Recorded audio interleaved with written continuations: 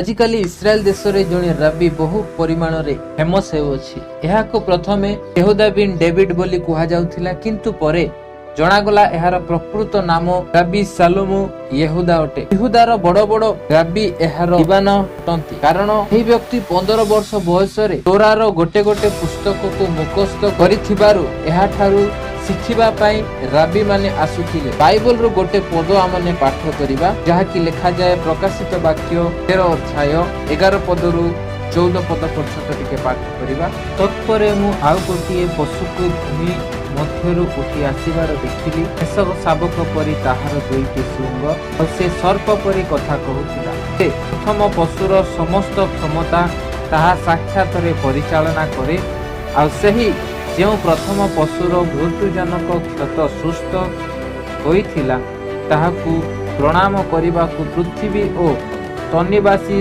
मानंकु बाध्य करे। से महा महा आश्चर्य कर्म करे, परिकी मनुष्य मानक साक्षात रे आकाशरु पृथ्वी उपरे अग्नि वृष्टि कराए। आउ सेही पशुर साक्षात रे जेउ आश्चर्य कर्म करिबाकु से क्षमता प्राप्त होइथिला, तद्वारा से पृथ्वी निवासी मानक भ्रांत करी जेउ पशु खड्ग द्वारा आहत हेले हैं बंची थिला ताहार एक प्रतिमा निर्माण करिबाकु सेमानकु कहे। प्रिय भाई भौणी माने, जेउ पशु भूमि रो उठी आसिला से मेष शाबक सदृश देखा जाउथिला। प्रभुंक वाक्य रे मेष शाबक अर्थात ख्रीष्टन को दर्शाउछि। आपण माने देखि परिबे एही जेउ व्यक्ति 15 वर्ष बयस रे तोरा को मुखस्थ करि सारिछि, जहा द्वारा एहार ज्ञान रे राबी माने अत्यंत व्यतिव्यस्त हो जाउछंती। यीशु ख्रीष्ट 12 वर्ष बयस रे मंदिर रे रहि जाइथिले, जहा फल रे मरियम एवं जोसेफ मंदिर रे पहुंची यीशु को शास्त्री और फारिसी मानक सह धर्मशास्त्र रु कथावार्ता करुथिबार यीशु को देखि सेमाने आश्चर्य हो जाइथिले, जहा द्वारा शास्त्री माने मध्य आश्चर्य चकित हो जाइथिले। ठीक सेही परी एही सालम यहूदा मध्य छोट समय ही समस्त को आश्चर्य करूअछि। तेणु ही जिहुदींक बड़ बड़ राबी माने ताकू येनुका उपाधि देइछन्ति। एहार अर्थ हेउछि अत्यधिक ज्ञान थिबा जणे नेता। प्रिय भाई भौणी माने, मु गोटे विषय कहबा पई चाहे। जिहुदी राबी माने सुस्थता आश्चर्य कर्म करि पारंती नाही, किंतु जेबे यीशु सुस्थ करुथिले आश्चर्य कर्म करुथिले, तेणु लोके तांकु प्रभुंक वक्ता के मान्य करुथिले। कारण जिहुदी माने मानंती सुस्थता सदाप्रभुंक द्वारा ही संभव अटे। कारण प्रभुंक दास प्रभुंक कथारे सुस्थता बा आश्चर्य कर्म प्रदान करंती। प्रभु यीशु ख्रीष्ट अनेक अद्भुत कार्य गुड़िक करियछंती। सेही परी एही व्यक्ति राबी सालम यहूदा मध्य सुस्थता करूअछि। जेपरि कि कुहा जाउछि एही व्यक्ति 5 रु अधिक सुस्थता मध्य करि सारिलाणी। एही व्यक्तिर गोटे यूट्यूब चैनल मध्य अछि। सेही यूट्यूब चैनल रे तार विषय रे केतेक विवरणी गुड़िक मध्य अछि।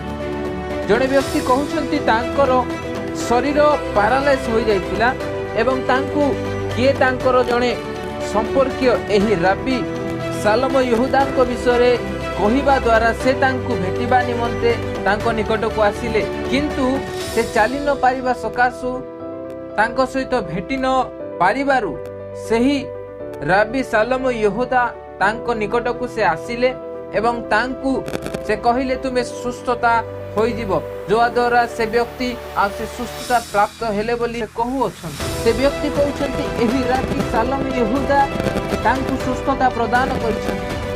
किंतु जेतेबेले प्रभु यीशु ख्रीष्ट रोगी मानकु सुस्थता करुथिले, अनेक आश्चर्य कर्म करुथिले, सेही समय से पिता परमेश्वरଙ୍କୁ महिमा प्रदान करुथिले। किंतु वर्तमान जहा विषय आलोचना करा जाउछि ताकु समस्त गौरव दिया जाउछि। तेणु माथ्यू 24:24 रे देखा जाए, कारण भंड ख्रीष्ट माने और भंड भाववादी माने उठी एपरी महा महा चिन्ह और अद्भुत कर्म मान देखाइबे जे, जदि संभव हुए तेबे मनोनीत लोकंकु सुधा भ्रांत करिवे। आमे पाठ कलु भंड ख्रीष्ट भंड भाववादी माने उठी अनेक चिन्ह अनेक आश्चर्य कर्म करिवे एवं अनेक विश्वासी माननकु मध्य भ्रांत करि पारिबे। आज आमे जानिबा पई चेष्टा करिबा एही रबी सलोम यहूदा कोन सतरे जिहुदी मानकर मसीह ना मिथ्यारे तांकु सेपरी करा जाउ अछि।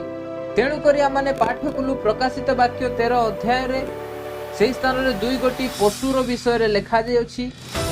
एही दुई गोटी पशु जगत को आसीबे एवं लोक मानकु भ्रांत करिवे।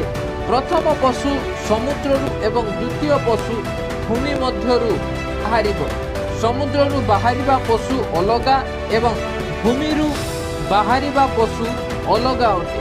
खंड ख्रीष्ट एक राजनैतिक नेता होई पारे जहाकु जिहुदी माने निजर मसीह बोली मानिबे एवं द्वितीय मिथ्या भगवादी अटे। तेणुकरी प्रकाशित वाक्य 19:20 पदर लिखा जाए सेथिरे सही पशु धरा पड़िला आउ जो भंड भाववादी ताहार साक्षात आश्चर्य कर्म गुड़िक करी तद्वारा पशुर मुद्रांक प्राप्त लोक मान ओ ताहार प्रतिमा पूजक मानंकु भ्रांत करिथिला से मध्य ताहार संगरे धरा पड़िला। से माने उभय जीवित अवस्था गंधक प्रज्वलित ह्रदरे निक्षिप्त हेले। मैं पाठ कलु प्रभु यीशु ख्रीष्टंकर आगमन समय एही दुई भंड ख्रीष्ट एवं भंड भाववादी को प्रभु अग्नि रे कौन करिवे निक्षेप करिवे। तेणु आमे द्वंद्व रे रहिबार आवश्यकता नाही कारण एही दुई जण अलगा अलगा अटंती। जणे भंड ख्रीष्ट एवं आउ जणे भंड भाववादी। तेणु करी प्रकाशित 13 अध्याय 12 पदरे जहा माने पाठ कलु भंड ख्रीष्टंकु जो माने पूजा करिवे ताको पूजा कराइबा निमंते भंड भाववादी लोक मानकु प्रवर्ताइब जे कि सब प्रकार मिथ्या सुस्थता गुड़िक देखाई आश्चर्य कर्म गुड़िक देखाई लोक मानकु भ्रांत करिवो जहा द्वारा लोक माने तार कथा सुनी भंड ख्रीष्टर पूजा करबाकु लागिबे। पुणी जे भंड ख्रीष्टर पूजा करा जिवो तार एक चिन्ह हेबो। सही चिन्ह छोट बड़ धनी दरिद्र समस्तंक कपाल रे किंबा दक्षिण हस्त रे दिया जिवो। एही भंड ख्रीष्ट को चिन्हिबा पई प्रभु आमकु चिन्ह देई अछंती ताहा हेउछि सेही भंड ख्रीष्टर संख्यार चिन्ह अटे। तेणु करी प्रभुंक वाक्य कहे जहार ज्ञान अछि से सेही पशुर संख्या गणना करू ताहा 666 होई पारे। एही व्यक्ति भंड ख्रीष्ट न होई भंड भाववादी होई थाई पारे कारण जिहुदी लोक माने निजर मसीहंक ठारू किछि आश्चर्य कर्म आशा करूनांती किंतु से माने ताकू गोटे शासनकर्ता भावरे देखु अछंती जे सेमानक पई तृतीय जेरुसालेम मंदिर निर्माण करिवो एवं सारा दुनिया उपरे राजत्व करिवो।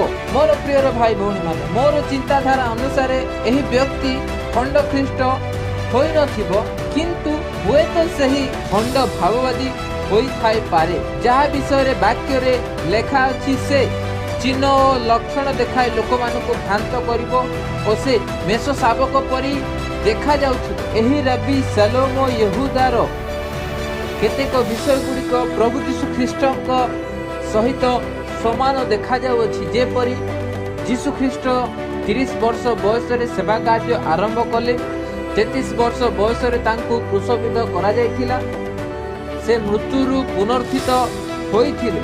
ठीक सेही परी एही व्यक्ति रबी सलोम यहूदा मध्य 1988 मसीह रे जन्म होइथिला।